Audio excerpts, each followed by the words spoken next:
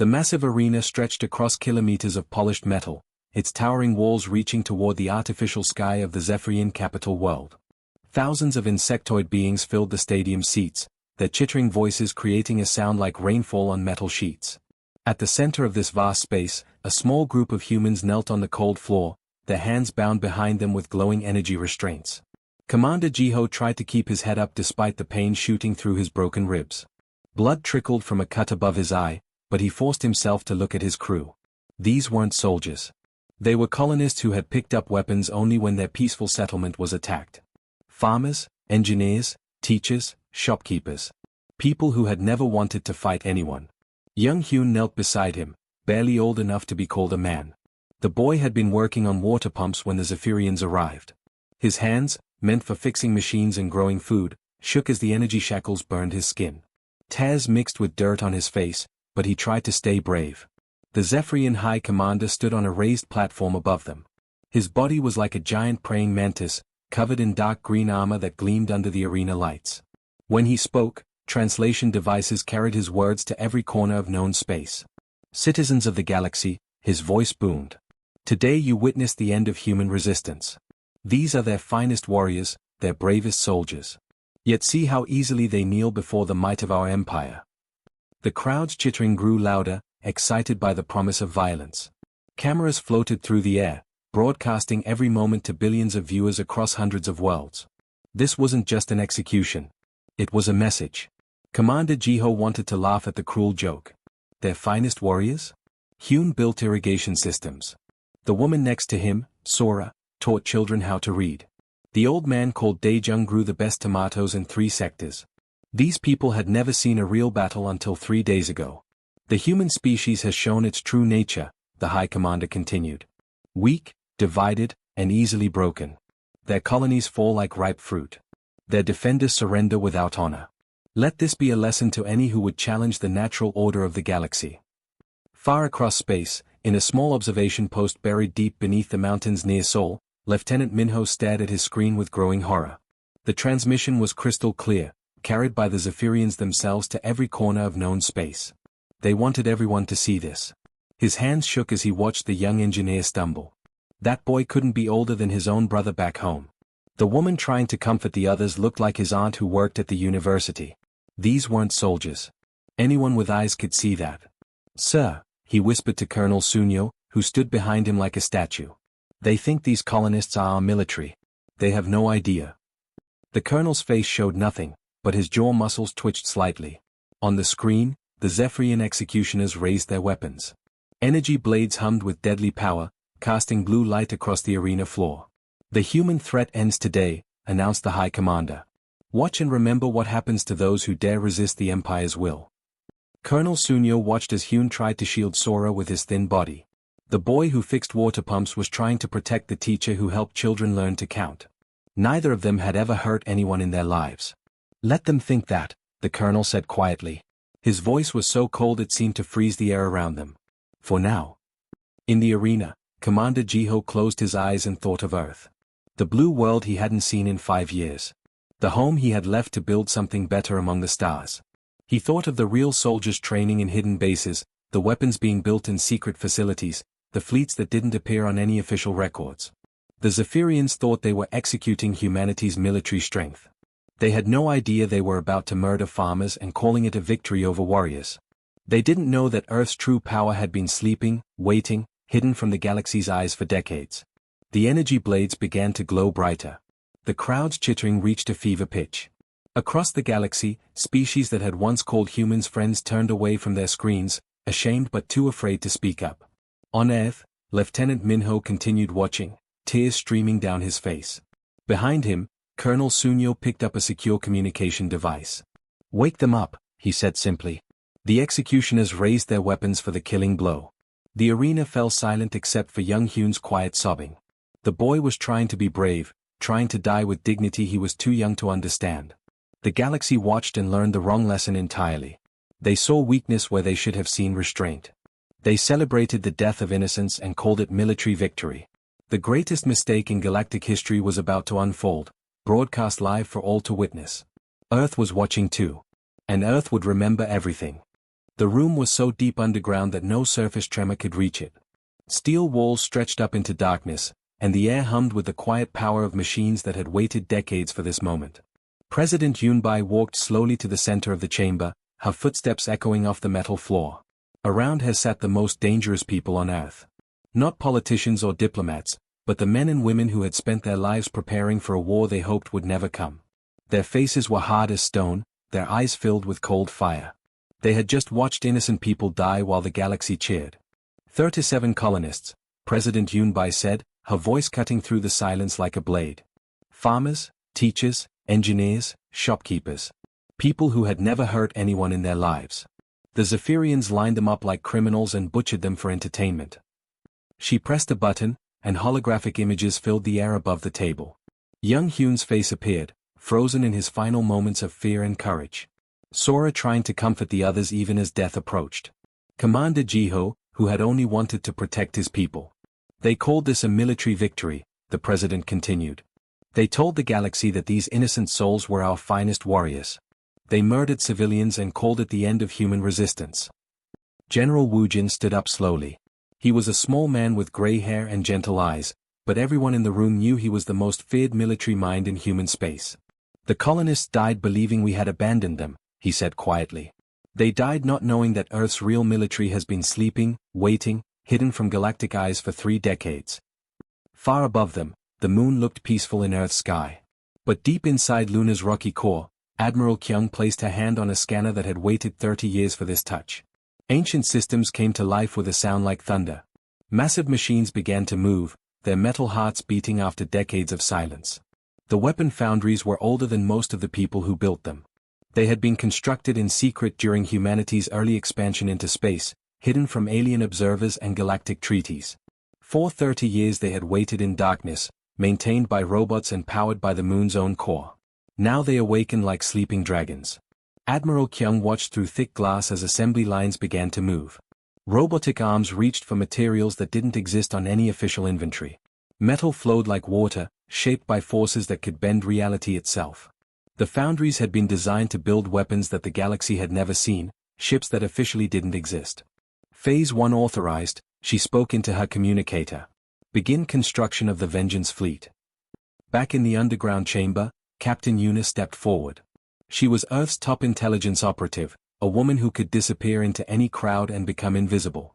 4 years she had moved through alien space like a ghost, gathering information that no one suspected humans could obtain.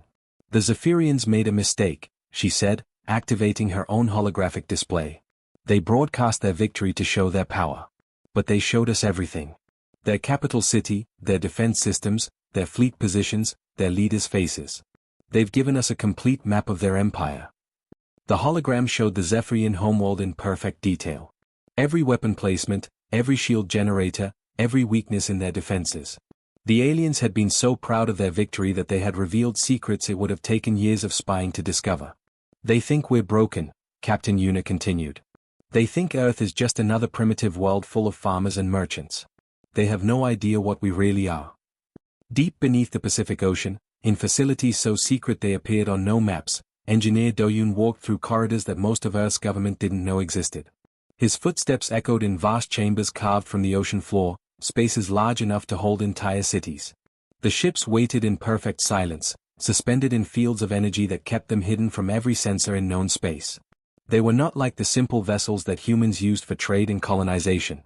These were warships built with technology that had been theoretical until today, powered by forces that could crack planets.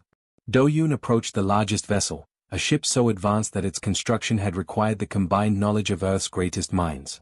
The hull seemed to drink light, its surface covered in patterns that hurt to look at directly. This was humanity's answer to those who would prey on the innocent. Computer, he said quietly. Begin awakening sequence for the Retribution-class vessels. Confirmed, replied a voice that seemed to come from the ship itself. Beginning awakening sequence. Estimated time to full activation, 72 hours. Around him, other ships began to stir. Their hulls glowed within a fire as systems that had slept for decades came online. These were vessels that could cross the galaxy in days, that could appear anywhere without warning, that could bring justice to those who thought themselves beyond reach. President Yunbai looked around the War Council chamber at the faces of Earth's hidden defenders. The galaxy thinks they watched humanity die today. They celebrated the murder of innocents and called it victory. They believe Earth is weak, broken, defeated. She paused, letting the weight of her words settle over the room. Let them keep believing that. Let them think we are just farmers and merchants, too afraid to fight back. While they celebrate their victory, we will prepare their judgment. The awakening had begun. Agent Nari walked slowly through the crowded marketplace of Station Keth 7, her modified appearance drawing no attention from the alien traders around her. Her skin had been surgically altered to resemble the grey-blue color of the Villani, a species the Zephyrians had conquered decades ago.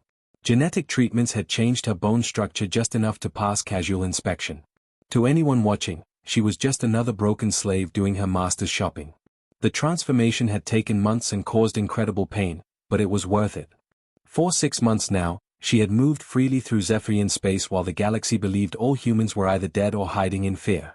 The aliens never suspected that Earth's most skilled operatives were walking among them, listening to their conversations, copying their data, learning their secrets. She paused at a fruit vendor's stall, pretending to examine the strange purple vegetables while actually recording the Zephyrian military officers talking nearby. They spoke carelessly about troop movements and supply lines, never imagining that their words were being transmitted back to Earth through channels they didn't even know existed. The humans are finished, one officer clicked to his companion. High Command says their remaining colonies will surrender within days. No more resistance, no more trouble from those primitive mammals. Nari kept her face blank while rage burned in her chest. These creatures had murdered children and called it victory. They had no idea that humanity's real response was only just beginning. Meanwhile, in the red dust canyons of Mars, Captain Junho stood in a construction facility that stretched for kilometers underground. The sound of building filled the air as thousands of workers and robots assembled humanity's answer to the Zephyrian threat. These weren't the simple trade ships that aliens expected humans to build. These were warships designed with 30 years of careful planning. Status report, Captain Junho said to his crew chief, a weathered woman named Heejin who had been building spacecraft since before the first contact with alien species. Hull plating is complete on vessels 1 through 15, she replied, checking her tablet. Weapons systems are being installed on the lead ships. We should have the first squadron ready for deployment in 48 hours. Captain Junho nodded as he watched a massive ship take shape in the construction bay. Its design incorporated lessons learned from every human defeat in space, every weakness that aliens had exploited, every mistake that had cost human lives. The Zephyrians thought they understood human technology because they had seen a few colony defense ships. They had no idea what Earth's military engineers could really create. They think we're farmers with plasma rifles, he told Heejin, watching robotic arms install weapon systems that could crack asteroids. Let them keep thinking that. The ship's hull gleamed under the construction lights, covered in armor that could deflect energy weapons and bristling with guns that fired projectiles at a significant fraction of light speed. This was what happened when humanity stopped pretending to be weak. Far across the solar system, Lieutenant Inha sat in a communication center hidden beneath the Antarctic ice. Dozens of screens surrounded her, each one showing different parts of human space. For weeks, the galaxy had believed that humanity's colonial forces were completely destroyed. The truth was very different. Signal from Alpha Centauri colony, reported her assistant, Corporal Taiwan. Militia forces report ready for deployment. 200 ships, fully armed and crewed. Lieutenant Inha smiled grimly. Alpha Centauri had pretended to surrender after the executions, broadcasting messages of defeat and despair.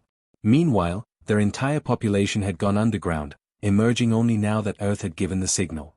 Their ships had been hidden in asteroid fields and gas giant atmospheres, invisible to Zephyrian sensors. What about the Proxima base? She asked. Also ready, Taiwan replied.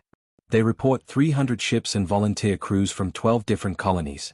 Apparently, seeing those executions made a lot of people very angry. Similar reports came in from across human space. Colonies that had officially surrendered were revealing hidden military forces. Miners and traders were converting their ships into weapons of war. Even civilian transports were being armed with whatever guns could be mounted to their hulls. But the most interesting messages came from alien sources. Lieutenant Inha watched as communications flooded in from species that had stayed silent during the executions but were now privately reaching out to Earth. The Altarian Republic wants to provide intelligence on Zephyrian fleet movements, reported another technician. The Kepler Union is offering to block Zephyrian supply routes through their territory. Even some species within the Zephyrian Empire were secretly making contact. The executions had disgusted many aliens who remembered when their own worlds were conquered. They had stayed quiet out of fear, but now they wanted to help humanity strike back. Agent Nari completed her shopping and began walking toward the station's communication center. Hidden in her purchases was a data chip containing the complete security codes for this sector of Zephyrian space. Tonight, when she transmitted this information to Earth, human ships would be able to move through this region as if they belonged here. The Zephyrians had made their empire look strong by conquering weak species and executing civilians. But they had built their power on fear, not loyalty. Now that someone was finally fighting back, cracks were appearing in their authority. As she walked past groups of Zephyrian soldiers, Nari allowed herself a small smile. These creatures thought they had won a great victory. They celebrated in their bars and boasted to their friends about how easily humans had been defeated. They had no idea that humanity's trap was almost ready to spring. High Commander Veltar stood on the bridge of his flagship, adjusting his ceremonial armor one final time. Today would mark the complete surrender of the human species. The coordinates had been transmitted by what remained of Earth's government, along with a message of total defeat. He expected to find a few broken ships carrying diplomats ready to beg for mercy. His census officer suddenly made a sharp clicking sound of alarm. High Commander, I'm detecting multiple ships at the meeting coordinates. How many? Veltar asked, not particularly concerned. Perhaps the humans wanted to make their surrender look more official with a small escort fleet. Sir, the computer is having trouble counting them all. Veltar's mandibles twitched with annoyance. What do you mean trouble counting? How many ships are we talking about? The census officer's compound eyes went wide as he stared at his displays. Sir, I count over 3,000 vessels. And more are appearing every minute. The High Commander felt his blood turn cold. 3,000 ships? That was impossible. Human intelligence showed they barely had 300 vessels in their entire colonial fleet, and most of those had been destroyed in recent battles. Show me, he demanded. The main screen flickered to life, and Veltar staggered backward as if he had been struck. The space before them was filled with ships unlike anything in the Zephyrian databases. Massive vessels with hulls that seemed to drink light, medium cruisers bristling with weapons, and fighters that moved like living creatures through space. This is impossible, he clicked to his subordinate. Our intelligence showed they had minimal military capability. Where did these ships come from? Before anyone could answer, a human voice cut through their communication channels. It was calm, precise, and filled with the kind of confidence that made Veltar's exoskeleton itch with fear. High Commander Veltar, the voice said. This is Admiral Kyung of the Earth Defense Fleet. You killed engineers and called them soldiers. You executed farmers and called them warriors. Now you meet Earth's actual military. Veltar looked around his bridge in confusion and growing panic. His crew were clicking nervously to each other, their usual confidence completely gone. The human fleet continued to grow as more ships dropped out of faster-than-light travel. Each new vessel was larger and more threatening than the last. How is this possible? He whispered to himself. On the bridge of the massive dreadnought Soul's Revenge, Captain Yui watched the Zephyrian ships through her main screen. The alien vessels looked small and fragile compared to the human fleet surrounding them. She had spent the last 3 months overseeing the final construction of her ship, knowing that this moment would come. Captain, her weapons officer reported, the Zephyrian fleet is trying to retreat. Should we pursue? Captain Yui shook her head. Let them see us first. Let them understand what they're really facing. She opened a communication channel to the Zephyrian flagship. High Commander, this is Captain Yuri. The colonists you murdered were building homes, growing food, teaching children. We build something else entirely. As if to prove her point, the Soul's Revenge powered up its main weapons. Energy coursed along the ship's hull like lightning, and space itself seemed to bend around the massive guns. The other human ships followed suit, their weapon systems creating a light show that could be seen from planets away. High Commander Veltar realized he was looking at technology far beyond anything the Zephyrian Empire possessed. These weren't the simple plasma cannons and metal slug throwers that human colonies used for defense. These were weapons that could crack moons and boil oceans. Sir, his communication officer reported with a trembling voice, we're receiving surrender demands from the human fleet. They want us to stand down immediately. Veltar wanted to laugh, but no sound came from his throat. Surrender demands? From the species he had thought was broken and defeated? The same species whose civilians he had executed on live broadcast just weeks ago? Sir, another officer added, Sensors are detecting human ships throughout the sector. They've surrounded our supply lines and reinforcement routes. We're completely cut off. The High Commander looked at his tactical display and felt his worst fears confirmed. The humans hadn't just brought a fleet to this meeting. They had brought an entire war machine that had appeared from nowhere. Ships were emerging from asteroid belts where they had been hidden. Others were dropping out of hyperspace in perfectly coordinated formations. This wasn't a battle fleet hastily assembled from surviving colony ships. This was a military force that had been planned, built, and prepared over decades. Every ship was exactly where it needed to be, every formation was perfect, every movement was coordinated with deadly precision. They've been planning this for years, he whispered in horror. Decades. Admiral Kyung's voice filled the bridge again, this time addressing the entire Zephyrian fleet. You thought you were fighting farmers and mechanics. You celebrated victory over teachers and engineers. But Earth's real military has been watching from the shadows, learning your weaknesses, preparing for this moment. Captain Yui added her own voice to the broadcast. Every battle you won taught us how to beat you. Every ship you destroyed showed us how to build better ones. Every life you took gave us more reason to make sure you never hurt anyone again. High Commander Veltar looked around his bridge at his terrified crew and realized the terrible truth. The Zephyrian Empire had made the worst mistake in galactic history. They had attacked humanity's civilians while its military watched and learned. Now they would face the consequences of that mistake. The battle lasted exactly 4 hours and 17 minutes.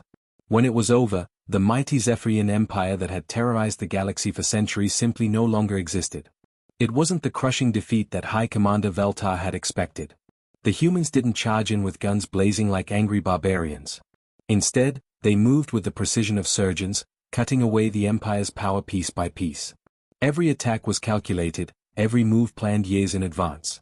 Captain Yui watched from her command chair as Zephyrian ships tried desperately to fight back. Their weapons bounced harmlessly off human shields that had been designed specifically to counter their technology.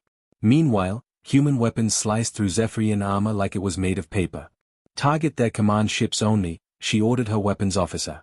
Leave the support vessels alone. We want prisoners, not corpses. But the real destruction came from something the Zephyrians never expected. As the battle raged, human intelligence operatives activated sleeper agents throughout the Empire. Within hours, evidence of massive corruption and war crimes flooded every communication network in Zephyrian space. The Empire's subject species watched in amazement as proof of their ruler's cruelty spread across every screen and datapad. Videos of secret executions, records of stolen resources, communications showing how the Zephyrian leadership had been lying to everyone for decades. Captain Nari, still disguised as a Vellani slave, stood in a Zephyrian bar and watched as the alien patrons began turning against their own military. The evidence was too overwhelming to deny, too detailed to be fake. Species that had been conquered and oppressed for generations suddenly realized they outnumbered their oppressors by thousands to one. The humans have given us the truth, whispered a Kepler merchant to his companion. Everything we suspected about the Empire is real. Within days, former allies of the Zephyrian Empire were openly rebelling. Entire star systems declared independence. Military commanders found themselves fighting not just humans, but their own people. The empire that had seemed so powerful crumbled from within like a house made of sand. High Commander Veltar found himself standing in a very different kind of arena than the one where humans had died weeks earlier. This was a simple courtroom aboard the human flagship Earth's Memory. There were no cheering crowds, no cameras broadcasting to the galaxy for entertainment. Just quiet, efficient justice. The room was plain and white, with simple metal benches and a single desk where the human judge sat today. It looked more like an office than a place of execution. Veltar almost missed the grand drama of his own execution chambers. Judge Advocate Minji was a small woman with gray hair and tired eyes. She had spent her career prosecuting war criminals, and she looked at Veltar with the same expression she might use for any other murderer. High Commander Veltar, she said quietly, reading from a tablet. You are charged with crimes against civilian populations, violations of galactic law regarding the treatment of prisoners, and the murder of 37 non-combatant humans in what you called a military execution. The charges went on for 20 minutes. Not just for the human executions, but for decades of similar crimes against other species. The humans had done their research thoroughly, documenting every atrocity the Zephyrian Empire had committed. How do you plead? Judge Advocate Minji asked when she finished reading. Veltar said nothing. What could he say? The evidence was overwhelming, recorded by his own people and broadcast by his own command. In another part of the ship, President Yunbai stood before representatives of every major species in the galaxy. This broadcast would reach every world, every station, every ship in known space. But unlike the Zephyrian execution broadcast, this one carried a very different message. Citizens of the galaxy, she began, her voice calm and steady. Today you have witnessed the end of the Zephyrian Empire's reign of terror. But this was not a war of conquest or revenge. This was justice for the innocent. She paused, letting her words sink in across the vast distances of space. Earth remembers its children. We watched them die while the galaxy celebrated. We learned from their sacrifice. And we responded with the full weight of our civilization's power. The president gestured to images of the former Zephyrian worlds, now governed by councils made up of the species that had been oppressed for so long. But we did not come here to rule or to take revenge. We came to ensure that such cruelty never happens again. The former Zephyrian territories are now free, governed by their own people, protected by laws that apply equally to all species. Across the galaxy, representatives of hundreds of different worlds watched and listened. They had seen humanity's true strength, but more importantly, they had seen how that strength was used. Not for conquest or domination, but for protection and justice. Captain Seojun stood at the viewport of his ship as the human fleet prepared to return home. The battle was over, the Empire was gone, and justice had been served. Now it was time to go back to the quiet work of building a better galaxy. Through the transparent metal, he could see Earth in the distance. The blue world looked exactly the same as it always had, peaceful and beautiful. Its people were already returning to their normal lives, growing food, building homes, teaching children, doing all the ordinary things that made life worth living. The galaxy had learned something important that day. They had seen what happened when humanity's farmers and teachers were murdered. They had witnessed the response when Earth's children were threatened. And they understood now that human kindness should never be mistaken for human weakness. The lesson would not be forgotten.